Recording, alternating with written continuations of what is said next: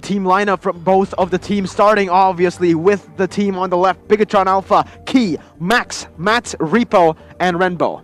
Man, these are the insane five here, as we're going to take a look as well as the official lineup coming in from RRQ. We have Clay, R7, Skylar, Albert, as well as Violence. So usually with these four members, we usually see a different sort of play ahead of it, but it actually is get out with Violence, and this is going to be interesting to see as he is going to fill in that EXP position. And the scary part, if you look at the statistics, the average KDA for the set of RRQ, kind of insane. 3 members with an average KDA above 8, right? So, you know, this shows again why RRQ essentially is just a group full of star players, and they all are more than capable of actually popping off. But taking a look at the stats and the previous match history, you do see that for the most part RRQ has a lot to show. But Bigatron Alpha had a higher total damage dealt.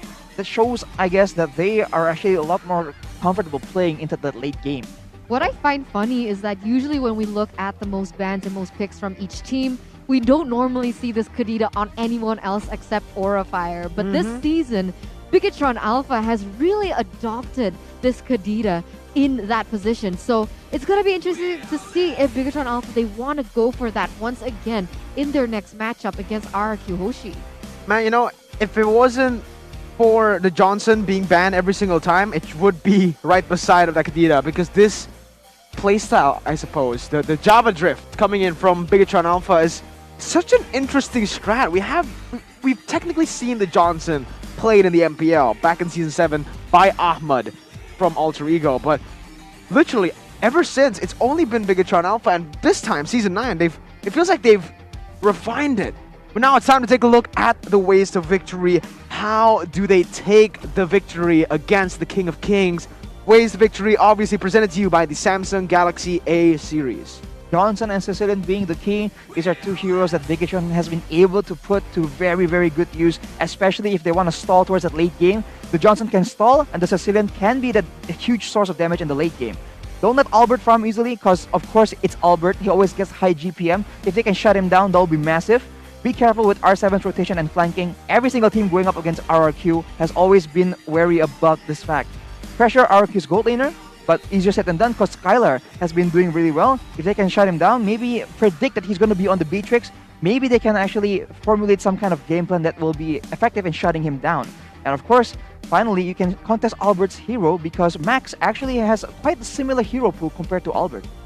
You know, essentially every ways to victory here for the side of Bigatron is a testament for almost every single player of RRQ. So what we can extract from this is that RRQ Hoshi, they don't just contain one or two key players. They are amazing as individuals, and they also connect as a team. And that actually brings up the question about the audience predictions here by TikTok. 80% for RRQ Hoshi here, Mirko. Yeah, 80% for RRQ. Remember, if we're talking about history, it's always been RRQ, except for that one moment. But I do agree with you here, Eterna. I think if we're talking about the individual prowess that this team has, it's the best in the world, right? Individual mechanics. But the thing is, it feels like even though they have so much individual skill on their hands, they haven't been able to get any trophies back in Season 8, Season 7. The whole year of 2021 was a disappointing year for this team. And we can see that teams who played as a unit were able to exploit that teamwork from this team. And now it's time to take a look at Nemo TV, because for everyone watching, it's time for giveaways. Hurry up and open your Nemo TV app and get the epic skin, because if you guys want a collection of cool skins from epic all the way to legendary and diamonds as well, you have to watch on the Nemo TV app right now. Don't miss the lucky draw on Nemo TV. Tap the banner in the app. But yes, back to the point.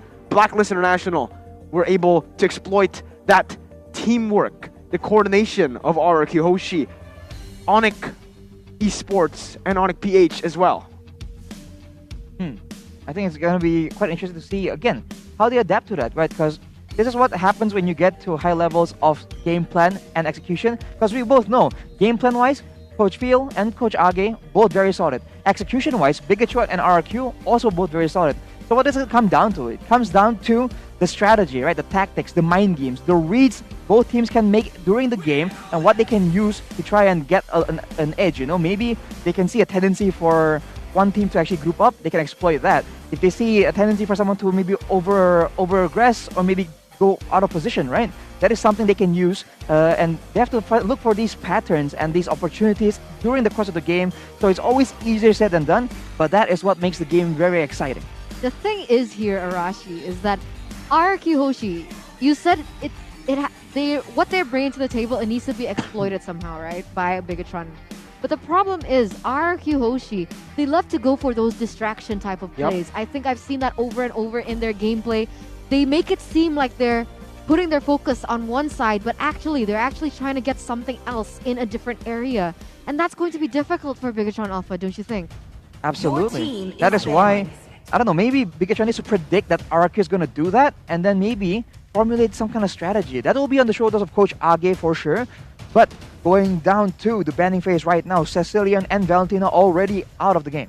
Should be another Johnson ban coming from the side of RRQ. Let's see if it happens. Yep, Cecilian and Johnson, literally the two heroes that was mentioned in the ways to victory for the side of BTR already banned. Now, with these two heroes out of it, Arashi and Eterna, what do you think they're going to go for?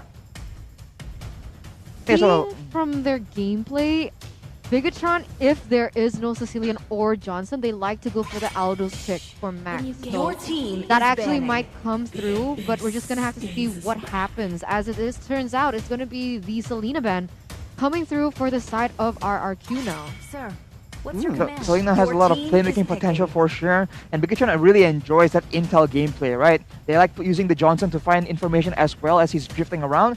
With that out of the way, the Selena also out of the way. It limits the amount of heroes that Bigatron can use for intel. If they want to go with the very aggressive strategy Rebellion was using, they can go for Natalia. They can go for, you know, more aggressive roamers, or they can just go for classic tanks. They can just open up the map and get control over objectives.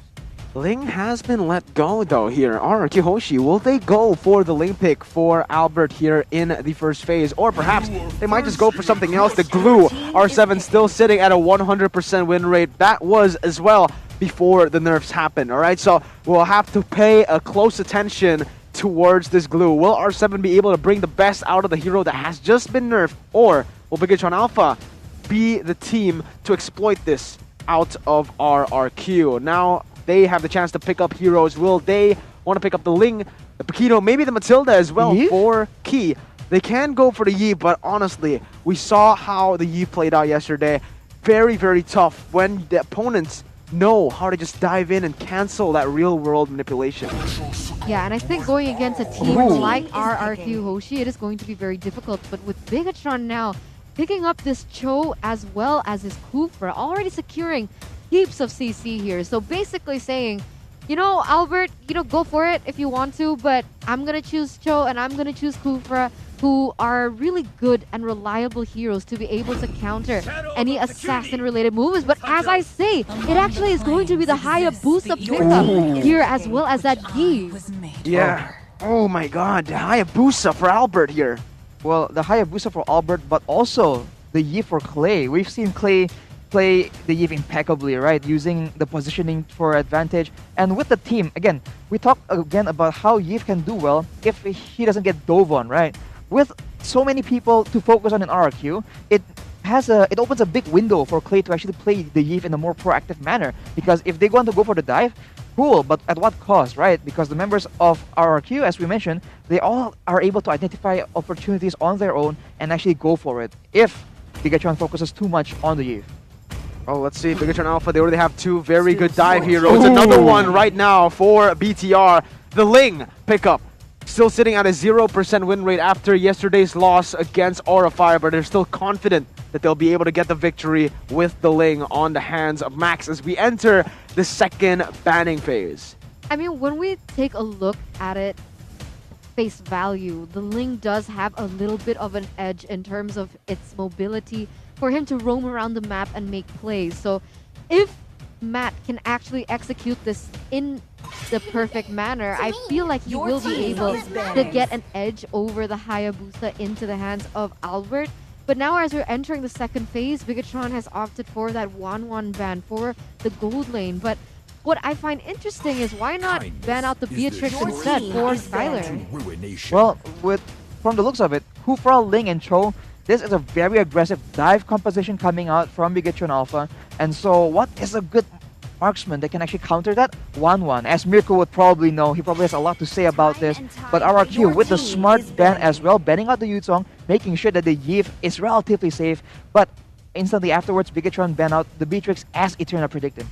Oh, wow. There you go, though. The Beatrix, yeah, coming out for the side of BTR. RRQ now with the response. They banned the Yuzong, taking away a counter towards that Yi. But I feel like Bigatron have already picked up an XP laner for themselves. That Cho has always gone to the XP lane whenever Bigatron Alpha picks it up this season. Yeah, in previous seasons we've seen it in the gold lane, we've seen it even in the roamer position played by Key, but for now, it has always gone to the XP lane. RRQ opting to go for the Farsa ban, targeting towards Renbo. Now with Sicilian, Farsa, and even Eve picked up from the side of RRQ. This really limits the hero pool of Renbo. Is that even a possible thing to do, though? Well, I they mean, banned limiting Johnson. the hero pool of Renbo, he still has so much up in his sleeves. And that's exactly what I was going to say. I'm a bit nervous to see what he will do. Exactly. There we go. Yikes. My bad, fam. My bad. Yeah, I didn't expect this, because the thing is, when we're talking about Renbo, yes, he does have a very deep hero pool. We did see it in Season 7. We did see it in Season 8.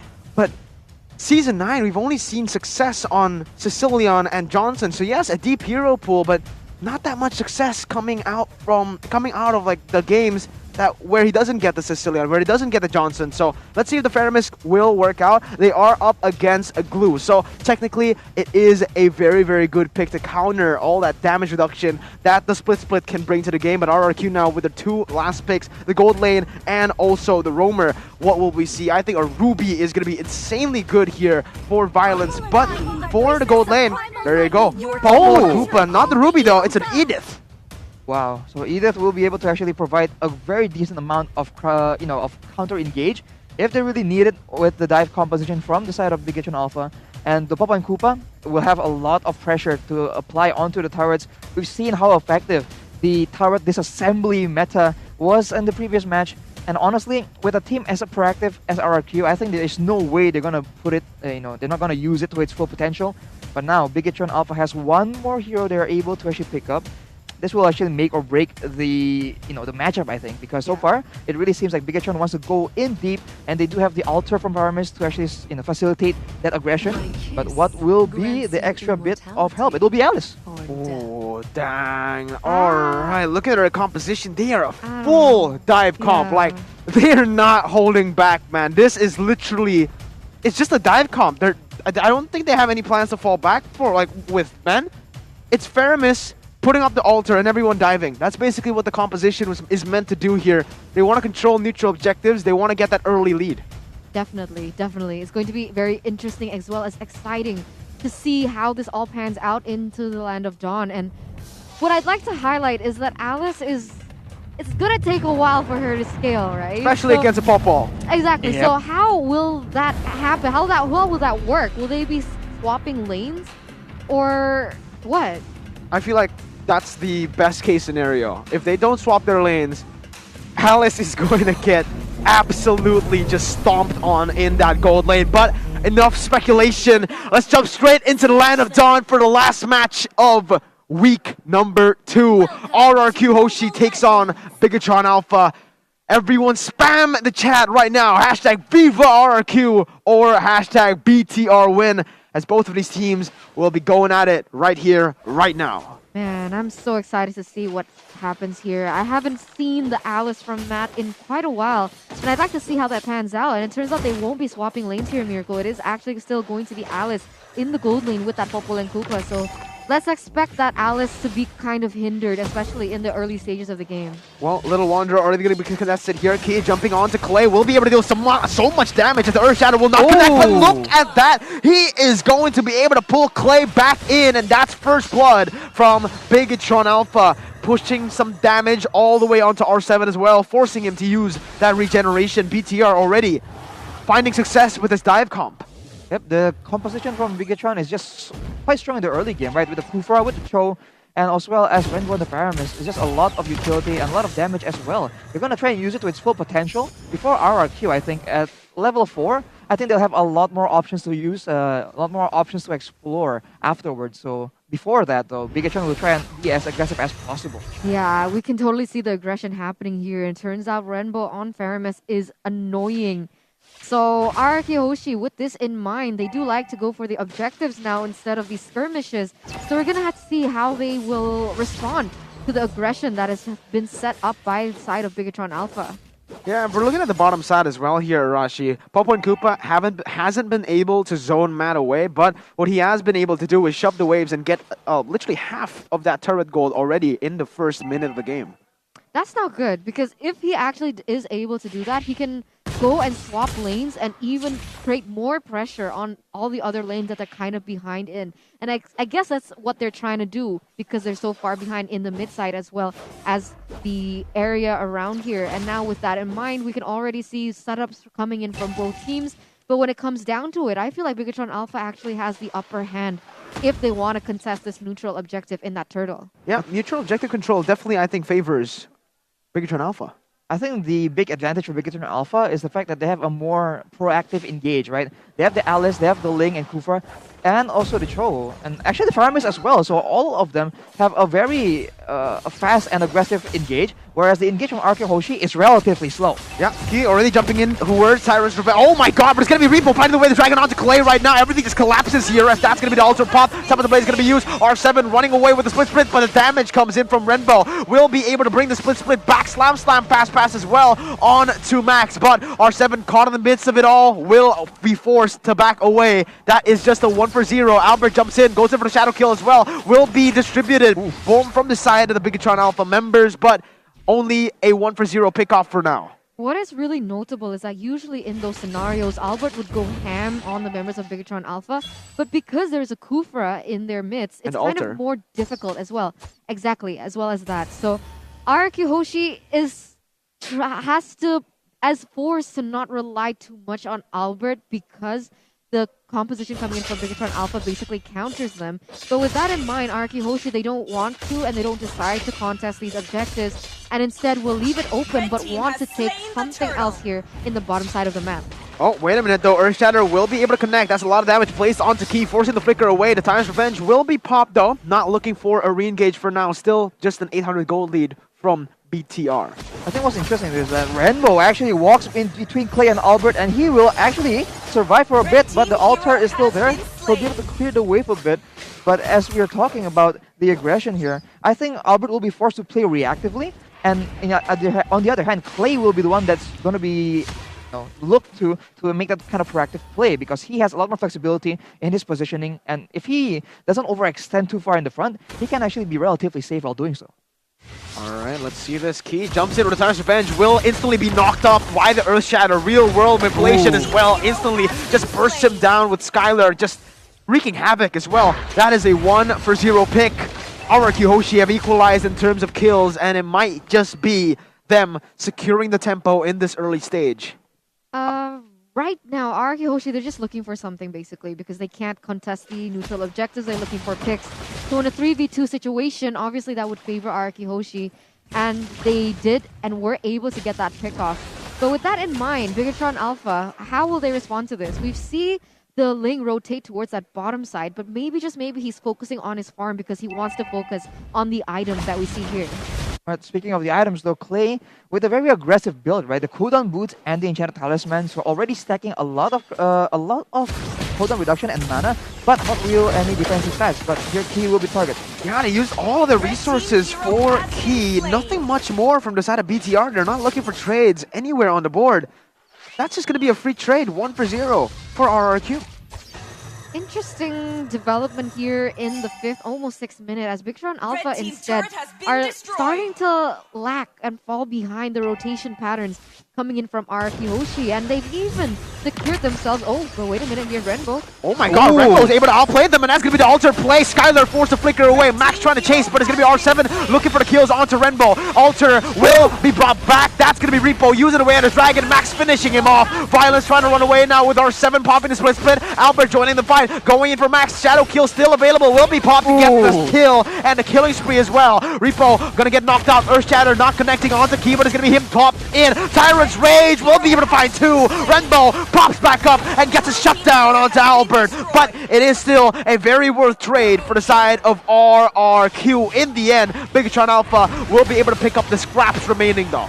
My god, just one particular moment, and RRQ Hoshi was able to kind of take it back for them. But of course, Bigatron Alpha, with their momentum-based heroes in that Kufra, was able to equalize it somehow. But with 2 members from both teams actually off the board, how will they start to contest these neutral objectives? It doesn't seem like the turtle has been started, although we do see rotations in that area as well as setup. So Bigatron really needs to start setting up for this. As we all know, they do have some better control when it comes in towards the team fight. Well, as you can see, Bigatron actually, as long as they keep trading 1-for-1 like this, it's still beneficial for them because they have a better late game story. Yeah. Alright, but RRQ are trying to cancel this away. Albert goes in with the shadows, will not be able to find anyone. Conceal has been popped by Violence to secure the better position. Purple buff will be in the sides of Bigatron Alpha. Don't really want to contest for this turtle just yet. They want to wait for the resources to be set up first. Repo helping Renbo in the mid lane clear out the waves, and both of the teams backing up from the turtle for now. Yeah. But this is where the lane can actually do, Max on that lane can actually do a lot of split push maneuvers, right? Because on the side of RRQ Hoshi, there aren't a lot of members that are as mobile as the Ling with the pinch poise. So now, with the Ling already shoving in the wave on the bot side, Bigatron once again try and set up for that turtle. Smart macro plays here coming in from Bigatron Alpha. Now that you mention it, it will actually be able to stave off the pressure that they have and putting their resources from the turtle into different aspects and areas. But oh what?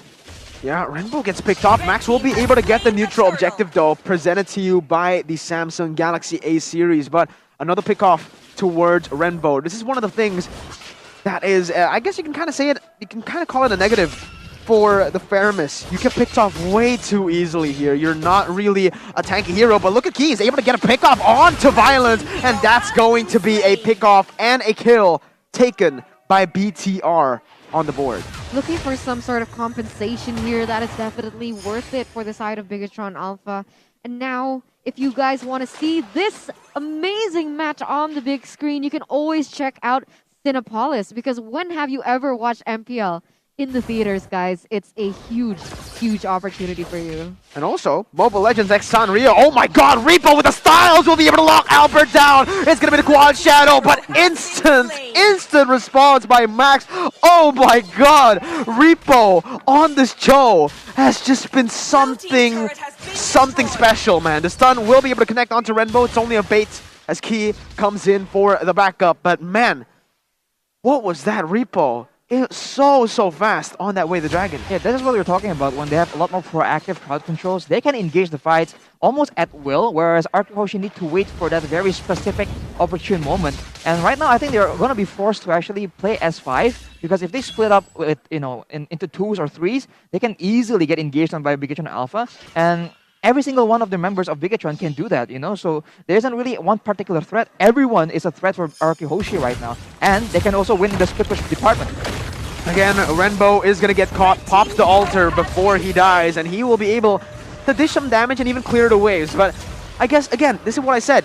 Faramis is so vulnerable to these pickoffs. And the thing is, I guess you can kind of say that it isn't that much of a negative, because he does clear the wave before he disappears. So technically RRQ can't really go for anything else. Repo is going to get caught by the onward and the Earth Shatter as well. Look at the lockdown coming in. Repo goes in for away the dragon, but it's going to be ultimately taken down by Clay. And boom bang, bada bing, RRQ are back on the board. 2-0 trades in this 10th minute. Yeah, perfectly timed as well, just as the Lord has spawned in the Land of Dawn. But I think realizing that this is the next objectives, Whoa. it does seem like Bigatron Alpha are there first, especially with the Ling in their hands. But it does seem they just might be baiting here, but whoa, what is happening here?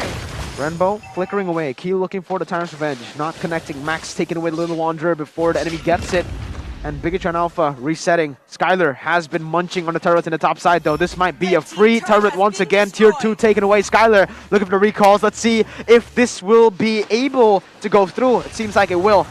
Bigatron with no response to the 2 turrets that have just been taken away in that top side. Another example of how our RQ Hoshi loves to play with what I call, distractions. They were distracting Bigatron Alpha to thinking that they were taking this next objective in that Lord, but it turns out it was Skylar there in the top side getting so much gold, just biting out that tower. Like Mirko mentioned, if you guys want to take a bite out of food, you guys always can check out the promo for and buy grab here with that promo code that Mirko mentioned like almost 4 times. Absolutely. MPLIDX grab. Yes, that's Grab it. your snacks for half the price. Wow. Well, with that being said, though, now Bigatron Alpha again looking for situations, but almost getting always pick up again.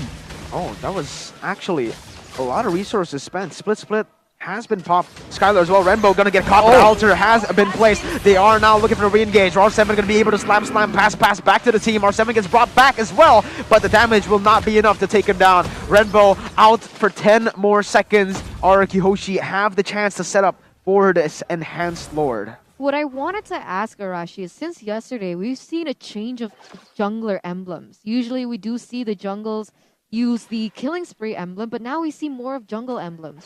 In this situation, Albert is still using the Killing Spree. What difference does that make?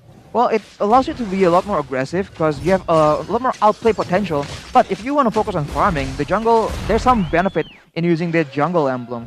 But I think in this particular game, I think this is what I was saying GeekFam had to do against Rebellion earlier. When they're split pushing in the side lanes, you have to force them to go somewhere. And with a Popa and Koopa, RQ is able to do just that. Right now, finally, another turret being taken on the field, but the Lord will still be the main contested objective, and Bigatron has the control.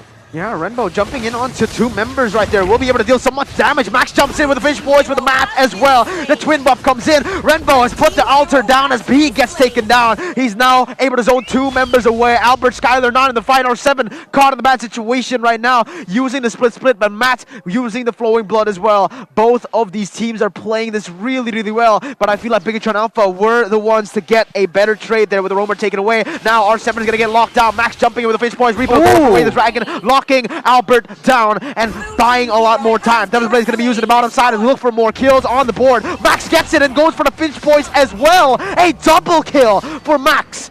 And BTR takes a 2 for 1. Wow, my god. I mean, if we thought Albert was a good jungler, I certainly do think that Max is falling heavily into that category as well.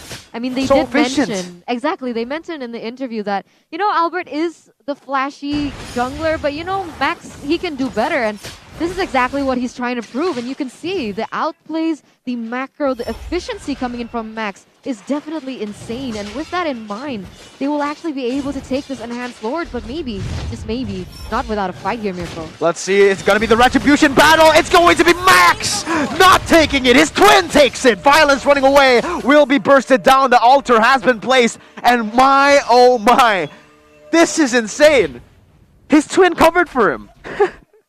Twin buff. The twin buff is absolutely real. And I think what needs to happen right now for RRQ at least is for Violence to stop getting picked up so early into these fights, man. He needs to be able to actually be with his team when the fights happen, because if he goes in too aggressively early on, he is not tanky enough to withstand all that damage, and he just gets picked off before the fight even begins. And R7 can't be the sole tank because of the very smart pick from Renbo, right? With the Faramis on the field, the group is no longer that tanky. Oh, that was so scary. Albert popping the quad shadow. Repo instantly showing up. Oh man, I almost got a heart attack there, but Bigatron Alpha will be able to rotate to that mid lane, pushing it once more now with the buff minions. Renbo is going to be able to get caught there, but Alter will be placed once again right before he falls, buying a little bit more time, and that's going to be Skylar traded on the board. Max popping the Tempest Play is going to be able to get the kill down, and a 1-for-1 right now, but they will be able to get turrets off of this one. Mid lane turret available, bot side pushed away. Enhanced Lord will be taken down in that top side though, so BTR only collecting the inner turrets of RRQ's base. But definitely still a positive thing for the side of Bigatron Alpha. I mean, look at that pressure on all three lanes. And this is exactly what we mentioned. Bigatron Alpha with their composition it'll be very easy for them to contest the objectives and so on and so forth. And with such synergy from the side of Bigatron Alpha, as well as how amazing Max has been performing on this Ling, it is going to be very interesting to see what Araki Hoshi will do next. But we do have a fun fact here by Grab. Paramis is the... It's very, unpopular, I guess. Okay. But, oh my god, the damage once again. It's going to be Key flickering forward in R7. He might be caught in the midst of it all now. Bigatron Alpha looking to collapse onto this Repo, denying any sort of re-engage. Slam, pass going to be used, but it's going to be Key taken down. R7 baits the entire team. Renbo caught in the midst of it all. Will be able to use the Alter. Matt jumps in all the way onto Skylar. Will be able to knock him down, but it's going to be Skylar able to get the damage done. Tempest Blade is going to be used. Max jumping away. Shadow Kill now popped, and that's going to be the immortality that follows. Repo trying to run away, but Skylar will knock him down. The spears are too much. The screams from RRQ right now as they siege down the inner turrets. Skylar hurts, bro. Skylar has been such a consistent gold laner. We haven't seen much from him aside from this Popo and Koopa, aside from the tower pushes, but man, oh man, now that he has actually gotten rolling, his damage is insane.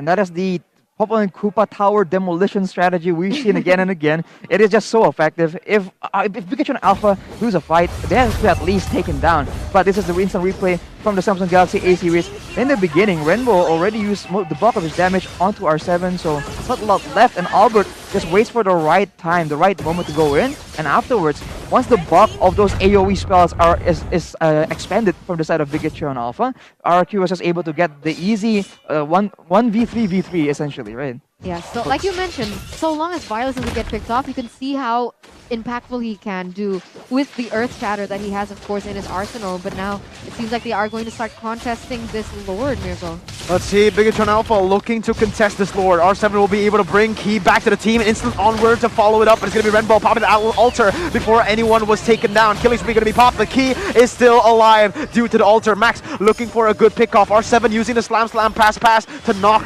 Key down. That is Key and Renbo's Ghost going away. Max and Matt in the midst of it all now. Matt jumping onto 4, but it might be a mistake. The winner's truncheon has been popping Bigatron Alpha. They might just be They might have just made a mistake here. RRQ are looking to end with one more minute on the board. Max jumps in. He tries to clear the waves. He will be able to, but at what cost? Max running away. The base is going to be targeted here. They don't need the minion waves. That's game number 1 for RRQ. My God, RRQ with the patience, with the perseverance, even though they weren't leading in the earlier stages of the game, they were able to wait out for a moment to find the right opportunity, the correct timing for them to go in, go ham, and basically wiping out the entire team of Bigatron and now being able to take the first win here in the best of 3. Wow, what a performance by RRQ. And I think a big moment there is about like 60 minutes when they realize that, okay, whenever we just dive into their team, it's just very difficult because again and again, R7 gets bursted by Renbo, and afterwards the Altar just makes it very difficult for RRQ to get a decisive kind of victory because they keep coming back, right, from the afterlife. So, with that being said, they were just constantly trying to bait Bigatron as much as possible, and when they want to engage, they pull their members away as far as possible, and that way, we saw Renbo really struggle to actually be in the center of the fight every time a fight actually breaks out. And I think that is one of the main keys to victory that RRQ is able to discover in the middle of this game. Yeah, definitely. I completely agree with you there, Arashi, but also in terms of composition, I do like how crazy the Faramis pick was. I feel like it did work, but I felt like what happened was that the Alice was just not there yet in terms of damage, so there was zero to little impact from this Alice, and I wish instead of the Alice it could have been someone else, someone with more DPS, I would say, from them, because when the team fights get prolonged, when the team fights get longer, you can just see how amazing this Popple and Koopa is, being able to deal that DPS damage, very reliable, and being able to pick out one by one all the members coming in from the side of Bigatron. And I think the thing is right there, it was more towards the execution actually. Because if we're talking about the draft, I actually prefer Bigatron Alpha with their neutral objective take, right? And honestly, they were the ones controlling the game from the get-go up until that mid-stage. But RRQ, the execution of those team fights was just beautiful. They know that if we're talking about a fight, just all in, we're never going to win because of the altar. Right. So what they did was they go for cheeky picks. Renbo pops the altar. Fine, we'll just wait. We'll just play the long game. Wait until they respawn. Wait until the altar is gone. Then we go in again for the objectives. And that prolonged game continuously was exactly what basically made them able to get the victory in the end. And of course, a big point is that Violence started playing with his team a lot more, and I think that was also very critical because at like 16-minute marks, you just stop seeing Violence being the main frontline. They kept sending R7 in the front, and yes, R7 can get bursted, but only when he's in that split form. So Violence is able to actually save his Earth Shatter as a very effective form of counter initiation, and that just deters the members from Bigatron Alpha from diving very aggressively towards that back line. But looking at the items here, for Clay, as we mentioned earlier, the Coolant Boots and the Enchanted Talisman, so already very aggressive. The NOD is still there, knowing that there's an Alice, right? There's an Alice, and there's also a Faramis that can, actually do a lot of damage and a lot of healing at the same time. So, that being said, the Ice Queen's one and the Genius one just able to actually do a lot of damage. And the longer the fight goes, the more that Genius one is going to tick, and so that was just quite critical. Skylar, of course, on the Popple and Koopa, already full items, having an Athena shield, knowing that for the most part he needs to get nuked, otherwise he has more than enough damage in his kit to sustain and survive initial outbursts. So the Athena shield was also a great pickup. And for Violence, he was going to itemize for a bit more physical defense, and I think that's just all fine and dandy because, as Eterna mentioned, towards that late game, the only real source of DPS is going to be Matt on the Alice. And with this build, as we see with the Kalate Reaver, the Divine Glaive, the Holy Crystal, yes, it's a lot of damage, but it's not really DPS. And I think when the fight gets prolonged into long, very messy fights that just drag on again and again, I think Aoki Hoshi just has a lot more advantage to play with. Absolutely, man. The thing is, Skylar, he's so consistent. So consistent every single game, whether it is on the Beatrix, on now the Popple and Koopa. We never really see him make something crazy, not a crazy play. It's always just a solid play, except, the sniper on Beatrix, obviously. But in this game, look, he's always in the back lines. He's always positioning himself really safely. Doesn't look flashy. Doesn't look like he did anything, but look at the stats, 78,000 damage dealt. Right, 8,000 damage dealt, and that's also because Clay was taking the brunt of their aggression. You see that the Ling, the Alice, the Cho, they're all looking for, for the Yves, right? And so with that kind of space, the Popple and Koopa was able to do a lot of damage. And of course, Popple and Koopa can provide a lot of utility as well. And I think that also comes in handy when dealing with a team like Bigatron Alpha's composition right now. The damage to the tower is also a big story to tell. I mentioned how RRQ, if things get stagnant and get even, they're really, really good at taking small victories, small objectives, like the turrets maybe, or maybe even half the turret, and using it to get even more. And I think that's exactly what they did with Skylar, because in the beginning, he wasn't taking the turrets really fast, he wasn't getting a lot of kills, but slowly but surely, he was chipping on the turret, taking all the turret gold, and he was able to build a significant gold lead, and afterwards, he was being used as a split push tool, and it worked out amazingly for RRQ. Their timing was also very on point. We saw for a moment how Skylar was trying to split push in the top side, but he just knew when to go back, and that is one of the reasons why he is such a consistent person. But guys, this is your MVP by the Samsung Galaxy A series. It's not Skylar, but it is still going to be Albert here with the Hayabusa. Absolutely, 9-2 and 779 gold per minute, and 76% kill participation. Considering the amount of crowd control in this game, Assassins by all means should not be having as much success as Albert is, but he just makes it work somehow. He was able to get picks in the early game, and even in the late game, he has trust in his teammates to actually wither the storm and actually use up all the cooldowns and crowd controls from the side of Bigatron Alpha. And once he knew that he has an opportunity, he just goes in, and he was able to go 1v2, 1v3 sometimes.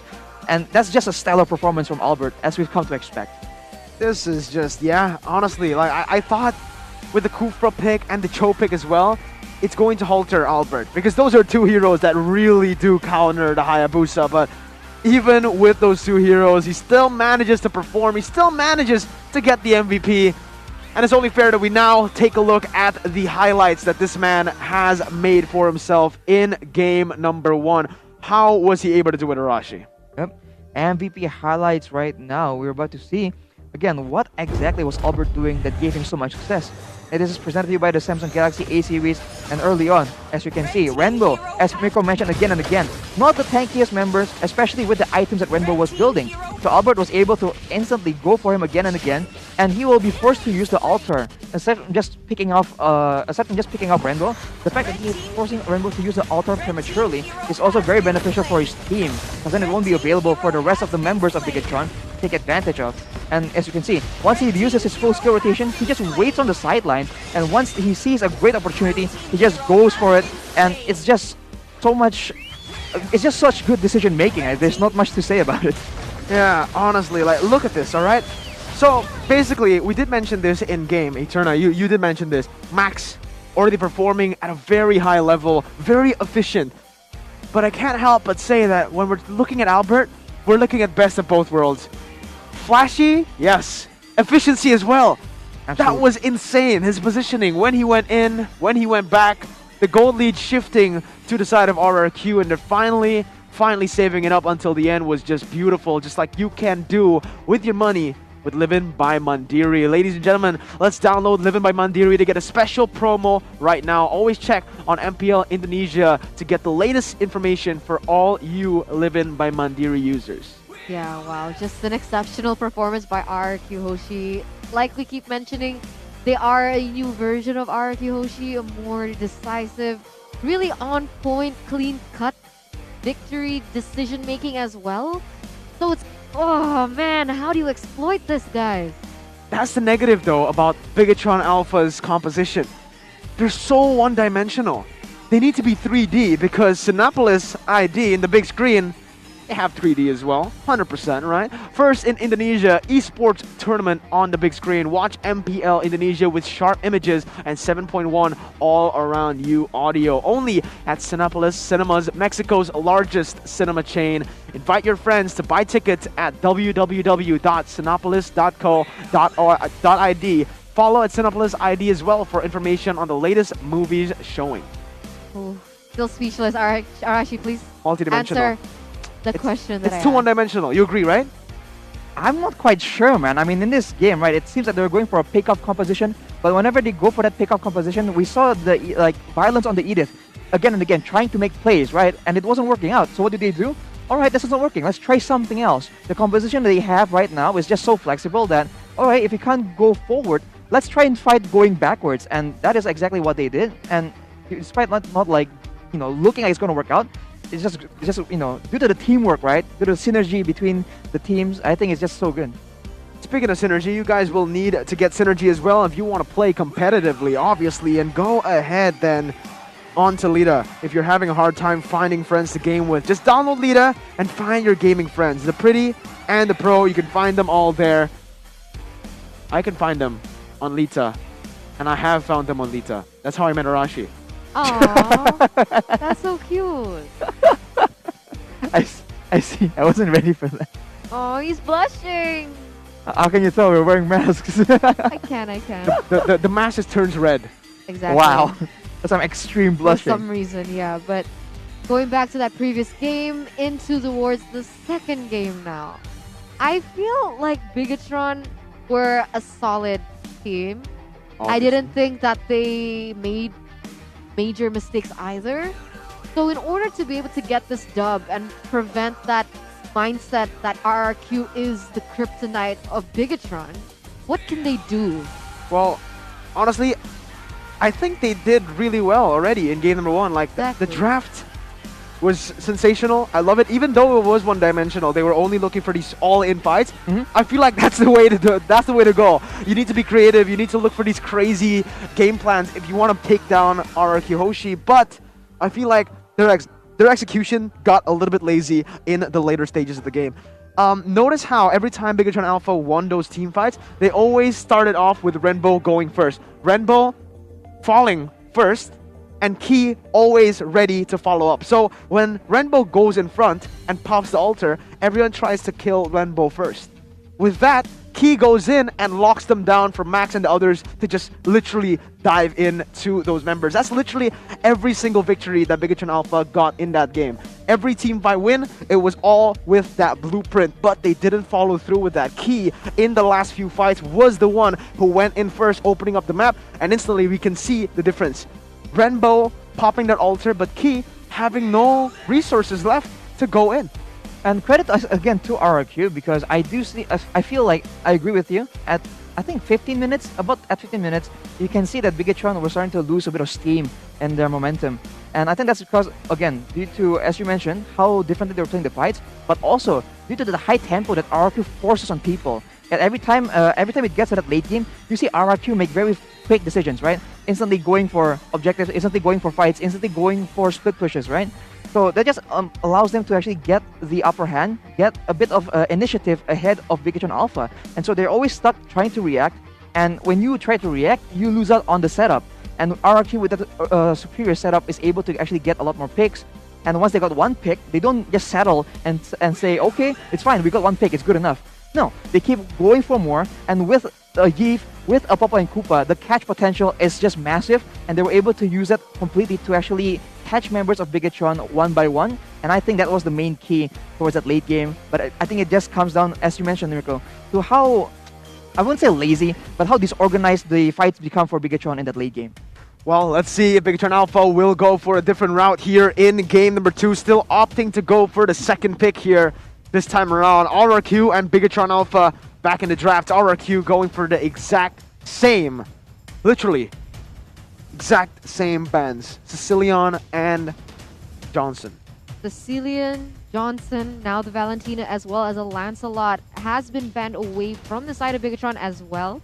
And this is the exact same bands except for that Fanny. So will Bigatron Alpha actually open it up, leaving it for RRQ Hoshi that could possibly pick it up for themselves or not? Because the Selena ban comes through as well, which is very similar to what we saw in game number 1. Your team is picking. But as we see, instantly the Fanny also gets banned out. So I think both teams still have a great respect for each other for sure. I mean, you do not want to see Albert on that Lancelot or on that Fanny. And by the same token, the Johnson and the Sicilian still being respected by RRQ. So we'll have to see. As things go, it really seems like the bans are going to be the same, but it's already so far same as game number 1 so far. Will there be a difference in the picks though? That will be the main question.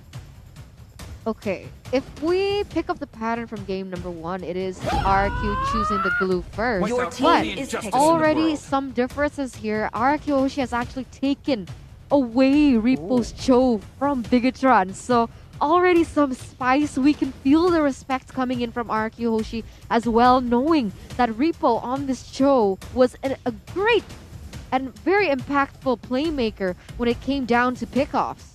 Yeah, not just that, but it is also a signature pick for R7. So Right. a very scary pick coming in from the side of RRQ right now. Can actually go to multiple roles here this Cho, and denying it from Kyo will be quite massive as well if Bigatron wants to use it as a main engage tool.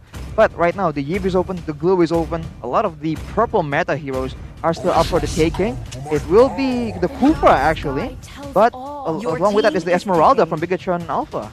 Okay, so they are still sticking with what they want, okay, with the Kufra being picked here as well. And honestly, we saw a lot of moments for Kufra being able to initiate a really good team fight as well for Bigatron.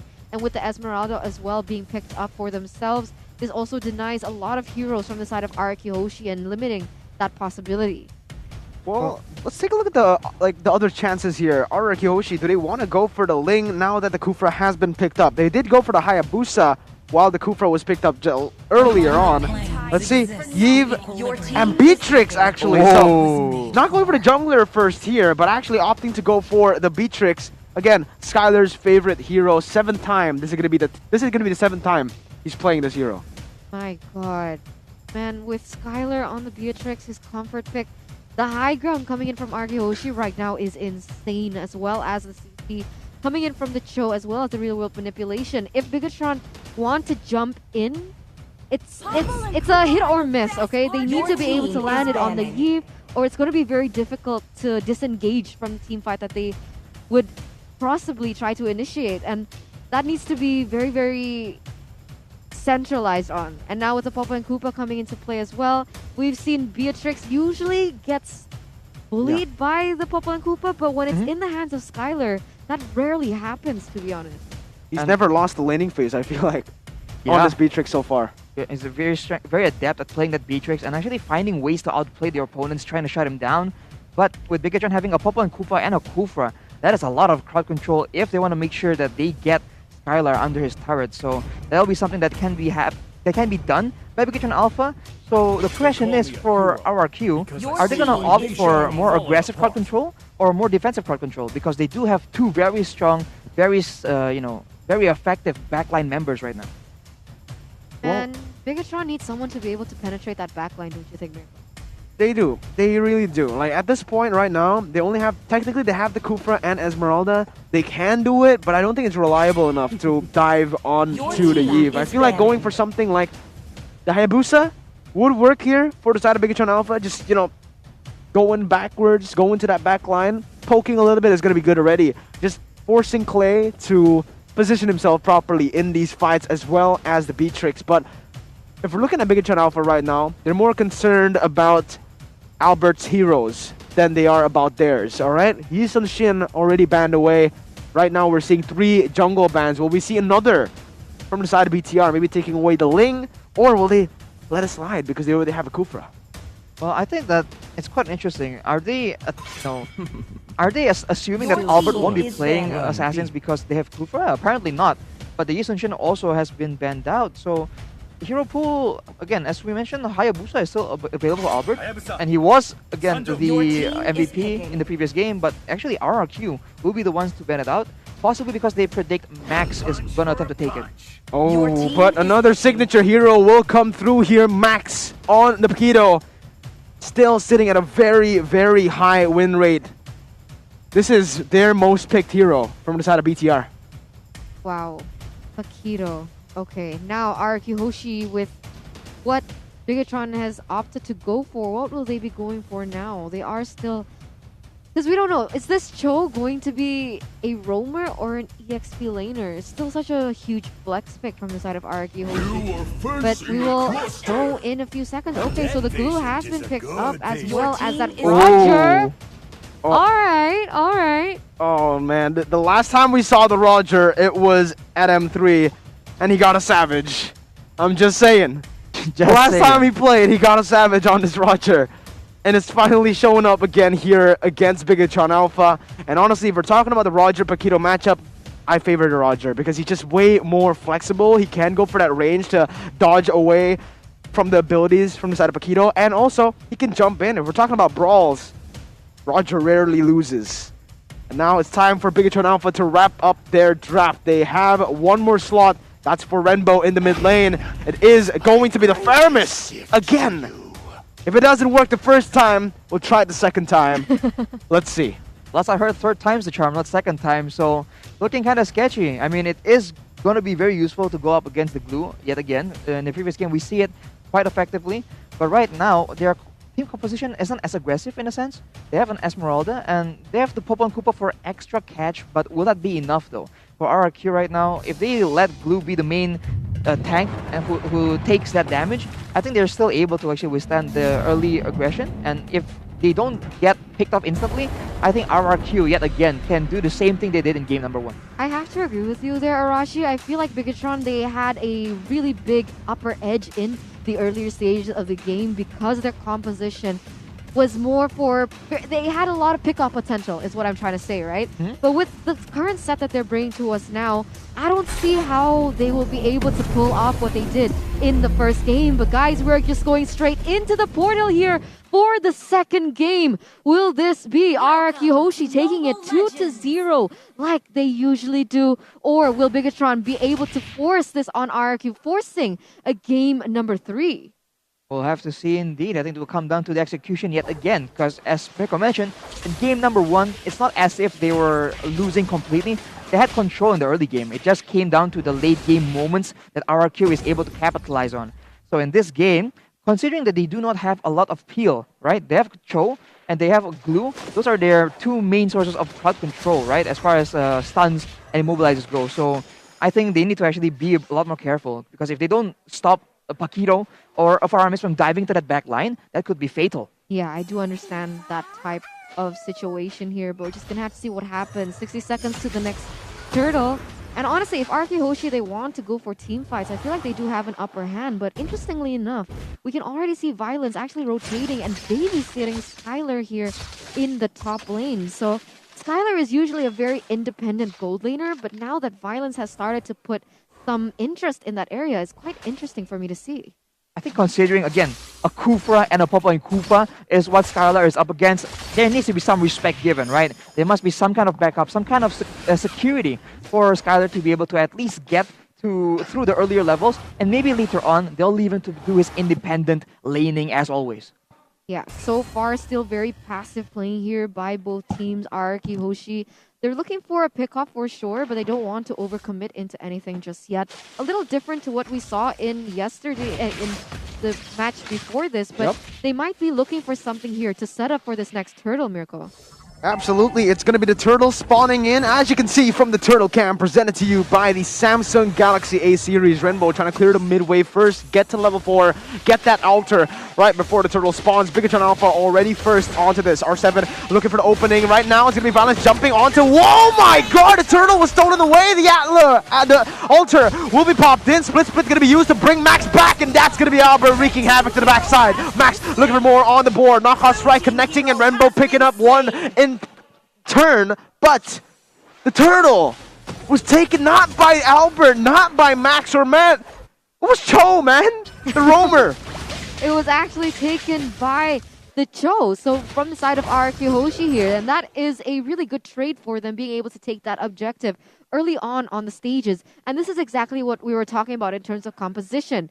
Bigatron Alpha, with the same type but without as much pickoff potential, is going to have a very hard time contesting these this early game neutral objectives, especially that RRQ Hoshi has the Cho. They do have the Yves as well to put in that additional utility with the slow, with the damage that has yet to even surface as we're still in the early stages of the game. And it's going to be interesting to see what Violence has prepared for us next. Yeah, oh my God, I'm still baffled by how that happened there. Cho was the one to steal it away with the G Kundo Flicker combo. But now Bigatron Alpha needs to rebuild. A 1.2 thousand gold lead already for the side of RRQ. Violence looking for a mid lane. Renbo running for the hills, flickering as well for good measure. But RRQ still with the prio, still with the proactivity on the map. Yeah, 100%. We can see that RRQ Hoshi is leading in terms of rotation. And look at this, something is brewing here, Mirko! Yeah, Violence just got collapsed on. You saw that he and Max were waiting in the bush. It was like, you know, people waiting in the alley and then jumping someone. It's just, it was a robbery. Man, I feel bad for Violence. He just got smacked up for stealing the turtle, I guess, you know? It's like, you got some debts to pay, my guy. But on the bright side, though, it is going to be Violence, not Skylar or anyone else that has a lot more significance to this game.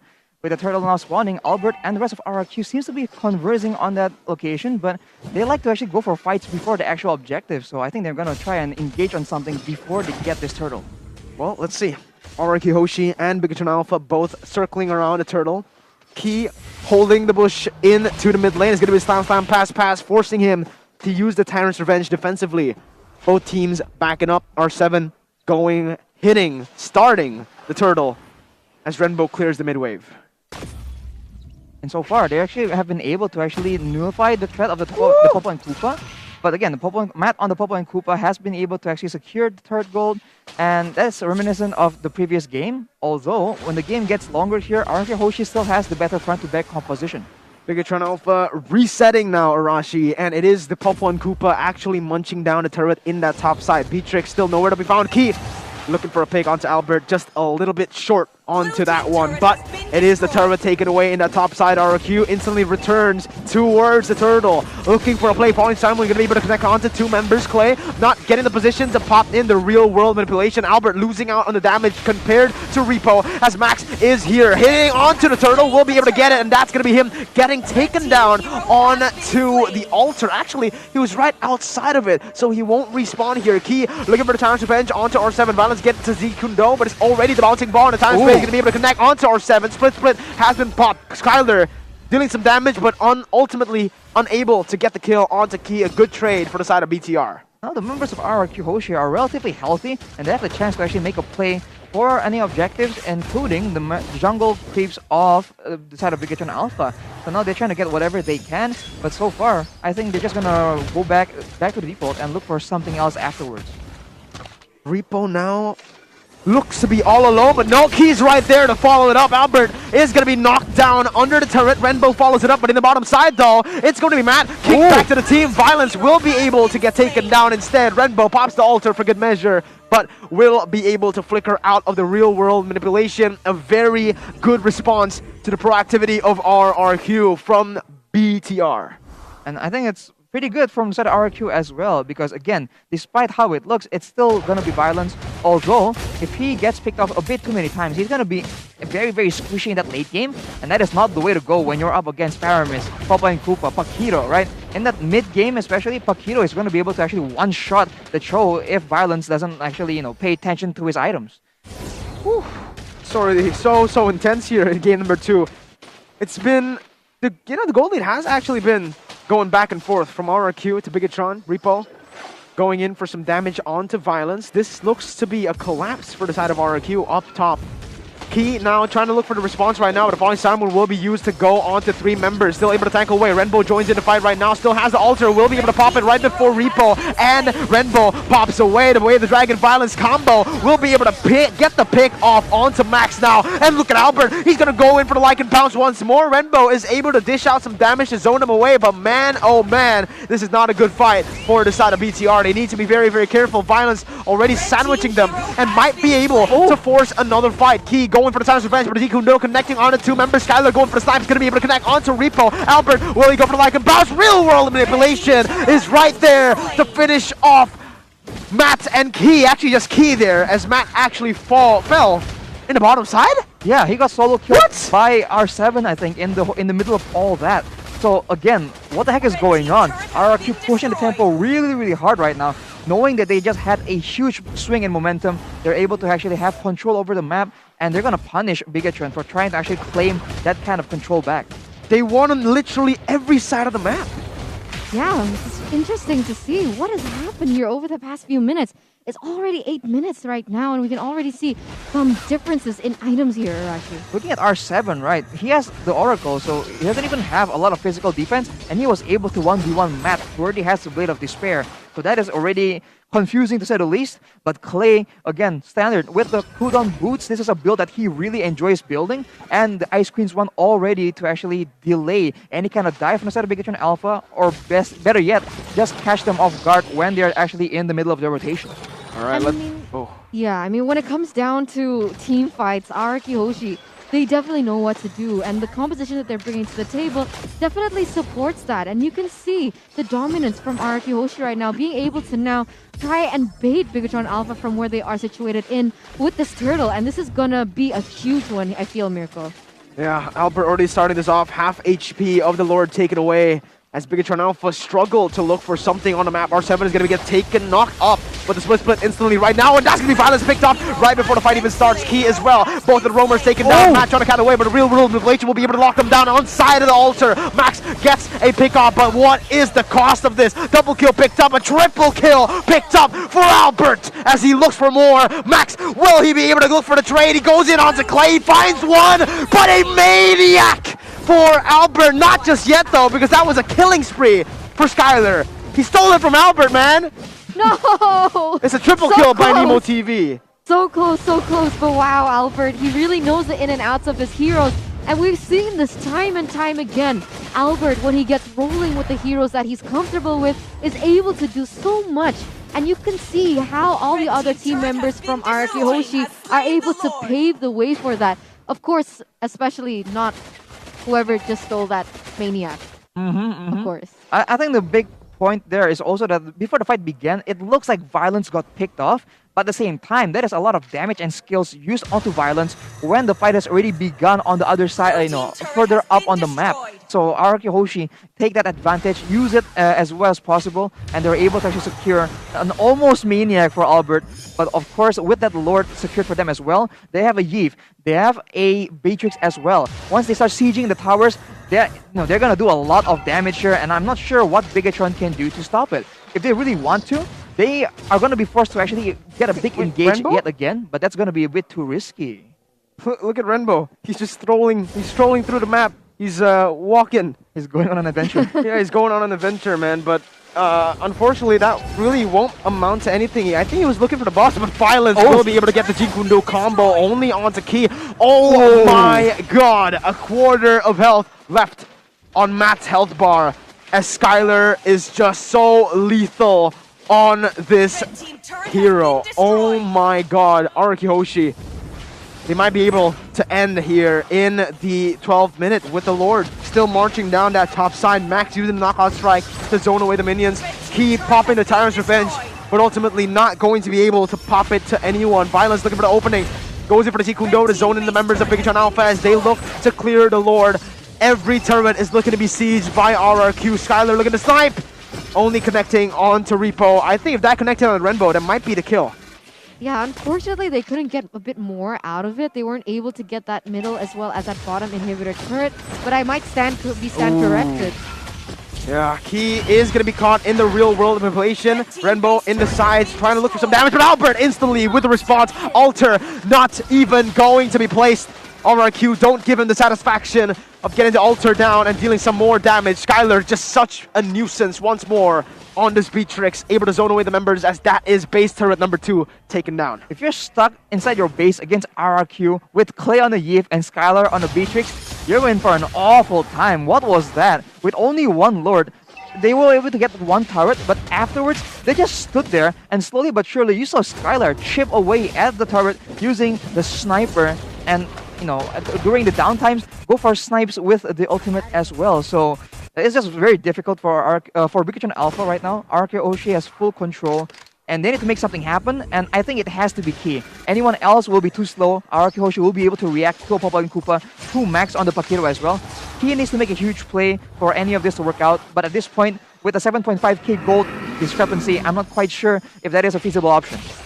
Oh man, Bigatron Alpha, their chances of winning get slimmer as the time goes by. Already a 7.4 thousand gold lead. Albert with a Lycan form will be able to munch on to this Lord. Key looking for the engage. Violence goes in for the conceal. Will be able to go for the kick onto Key, but he's going to be... Oh, look at that. Turns Revenge going to be able to connect, but it's not going to be enough there as Matt is zoned away. There's no follow-up. Renbo gets the Alter, but he's going to get taken down. Skylar will be traded down. A shutdown picked up by Renbo, but look at Albert just tearing Riki out to everybody. A godlike, a double kill for the baby alien. Renbo, the only member left to defend. He gets taken down. Wait a minute. What's going on? A mistake by RRQ as the mini waves will not be able to be shoved just yet. Renbo gets the immortality pop and they stay alive. Wait, what? Wow. What was that? So they chase for the extra bit of kill and they go under the base, right? Taking the damage. Exactly. And without Albert, that was just like no way for them to end because it was Yves as well as Violence, right? So not really feasible for them to end with just the two of them. And you have to remember, Renbo is building full damage, right? So you can't just leave that, just ignore that. So now Bigatron will make a play for the Lord. Oh my god, this might be the turnaround here. If Max actually can go for this. Violence goes in for the Jukundo onto the back members, and that's going to be Max kicked away. Skylar picks up the kill onto Key. Let's see. He gets the Lord. That's one more to save the game. Max going to the backside, looking for the kill onto Clay, but it's going to be Albert trying to save the day as well. Violence jumping in. Albert picking up the kill, but Clay will fall. Max will too. The Lord has been taken down, buying Bigatron a little bit more time, but how long does this buy them? Will they be able to use this time to come back, Arashi? Well, I think it's going to be quite difficult. Right now, Skylar and R7 already taking down that Lord. And they lost Clay, yes, but Albert is the main issue here. Albert and Skylar both only taken down once in this game. And if you pay too much attention on Skylar, Albert's going to decimate your backline. If you pay attention on Albert and focus on him, if you get caught in the middle of Skylar's ultimates, that is also an awful time. So Bigatron needs... I don't know, all the pressure is on Bigatron to make the plays happen right now. That Lord definitely bought them a bit more time. They're able to stay in the game for a bit longer and maybe try and catch up as far as levels and gold go, because as you can see, Albert and Skylar on the top of the charts here, presented by Livin by Mandiri. The problem is, even if Key wants to go for a crazy play with the Kufra, even if he goes in, gets and lands a Tyrant's Rage and Revenge, the real world manipulation can just instantly be popped on, and Bigatron Alpha has no way to respond to that initiation coming in from Key. I feel like the only hope that they have as of right now is to try and find a pickoff, but even that is going to be very difficult, because you can even see the rotations coming in from Araki Hoshi. They're moving in as a unit right now. And that's the issue right now. If they can if Bigatron Alpha can get a fight where everyone just stays in the same spot, we can see earlier, Max, even though he gets taken out, he was able to come back with the altar and take out Clay. He can do the exact same thing to Albert and Skylar if RRQ does not kite back. But they're just, as I mentioned, they're just so good at adapting. They've seen this Faramis be an issue in the previous game. They have already figured out that, okay, as long as we move further and further back, that altar will gain less and less significance. And that is their main game plan. Rainbow now going to get caught. Sandwich play maneuver coming in as the altar will be popped. It's going to be the real world manipulation locking these two members down. RRQ don't want to look for the commitment, but R7 goes in deep. He will fall. And that is a 1-for-1 pickoff. Rainbow for R7, but remember, Rainbow's death timers are cut significantly because of the altar, and he'll be able to rejoin the fight 2 seconds right now. Wow, that's insanely quick. You know, when it comes down to this, it's very difficult to say, because sure, R7 gets knocked off, and now Bigatron Alpha may have the upper hand, but I don't know if they can actually do anything with this lead. But oh, I might be corrected here. Looking at the items now, Repo is actually very tanky in the front, but Rainbow, as we mentioned earlier, Clock of Destiny, Lightning Truncheon, and even now, no boots and a glowing one. So a lot of damage, nothing to actually, you know, they can't just ignore the kind of damage. Right now, Bigatron will be pressing the tempo, but with the items already completed fully for Skylar and Albert, again, they've already stopped scaling at this point. So here is where Bigatron Alpha can just stall as long as possible and perhaps be able to get a big play. Oh, there you go. Rainbow picked off without the altar placed. That might be the pick they needed to secure the game, boys. This is 17:50. About to be 18 minutes into the game, but they don't want to wait for the Evolved Lord. They're going to start the Enhanced one, and they're going to finish it.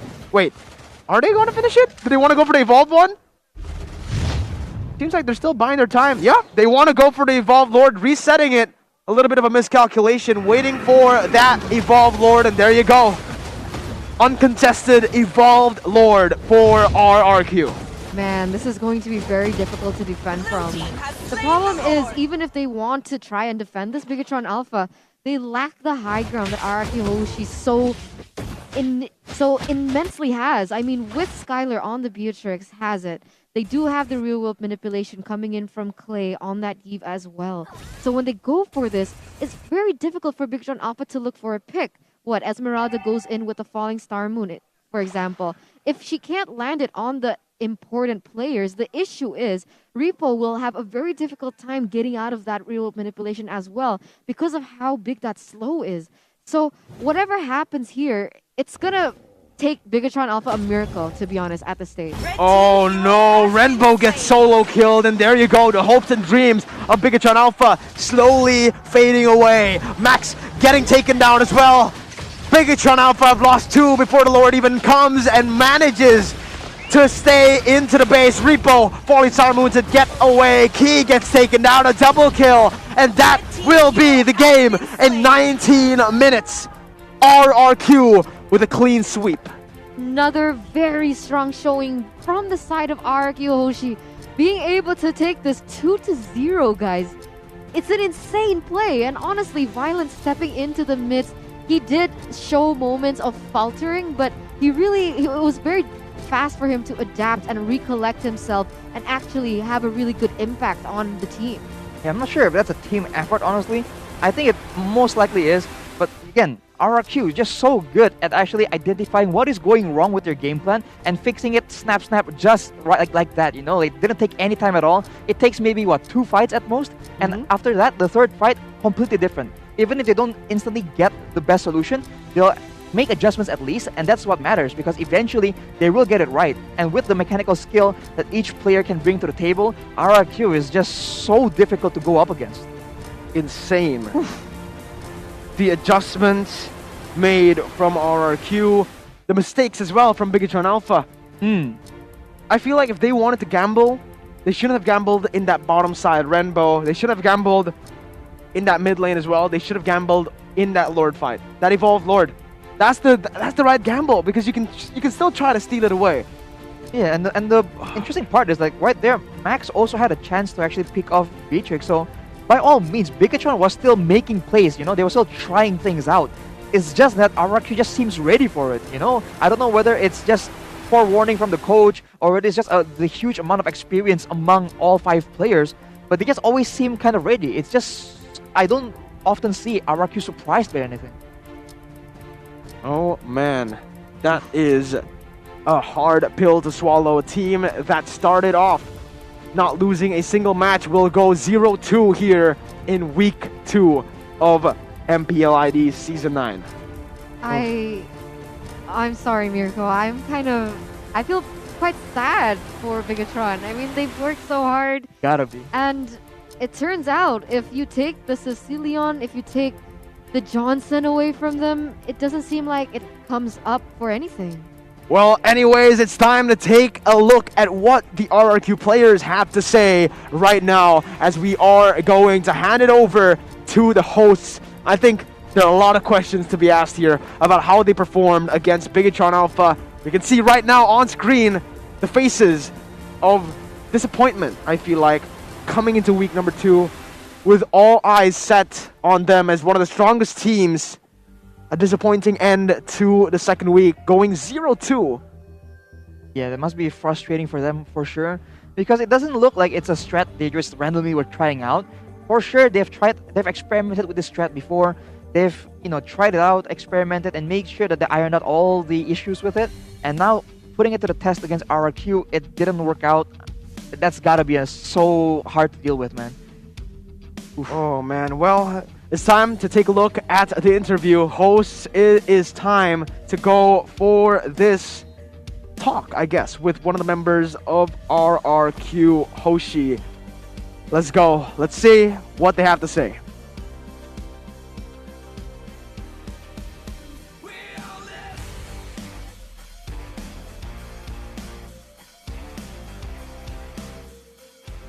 Yes, terima kasih untuk para caster kita. Wow, congratulations to RRQ Hoshi. Yay!